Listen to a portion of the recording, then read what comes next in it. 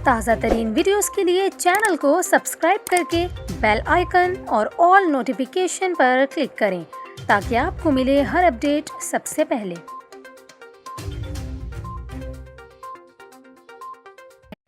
और अभी आपको बताएं, सुप्रीम कोर्ट ने अरशद शरीफ कत्ल केस के हवाले से हुकूमती जेआईटी की रिपोर्ट को मुस्तरद करते हुए कल तक नई स्पेशल जेआईटी तश्कील देने का हुक्म दे दिया। सुप्रीम कोर्ट में अरशद शरीफ कत्ल अज खुद नोटिस केस की समाअत चीफ जस्टिस पाकिस्तान की सरबराही में 5 रुकनी लार्जर बेंच ने की। दौरान समाअत चीफ जस्टिस पाकिस्तान ने रिमार्क्स दिए कि अरशद शरीफ की वालदा का मौक़िफ़ भी सुनेंगे, जिस पर सहाफ़ी हसन अयूब रोस्टम पर आ गए और कहा कि सुप्रीम कोर्ट में अरशद शरीफ की वालदा को लाने के लिए लिफ्ट नहीं थी।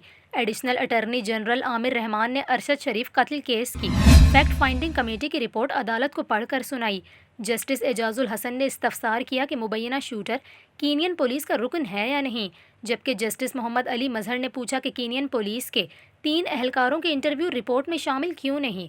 एडिशनल अटॉर्नी जनरल ने बताया कि कीनिया के हुक्काम से तहकीकाती टीम ने मालूमात हासिल की। फायरिंग करने वाले 3 एहलकारों से टीम की मुलाकात कराई गई, जबकि चौथे एहलकार के ज़ख्मी होने के बाइस मुलाकात नहीं कराई गई। चीफ जस्टिस उमर अता बंदयाल का कहना था कि अदालत चाहती है कि आज़ादाना टीम कत्ल की तहकीकात करे। अदालत चाहती है कि तहकीकाती टीम के किसी फ़र्द का किसी बाअसर अफराद से ताल्लुक़ ना हो।